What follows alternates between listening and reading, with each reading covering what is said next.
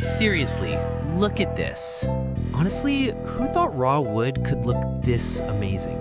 I found this log and saw its potential. First, I prepped the workspace and got my gear ready. Then the magic happens. Every brushstroke reveals new patterns, making it darker, richer, and super glossy. Even the gnarly bits look amazing after a good coat. And just like that, from a raw log to this absolute masterpiece.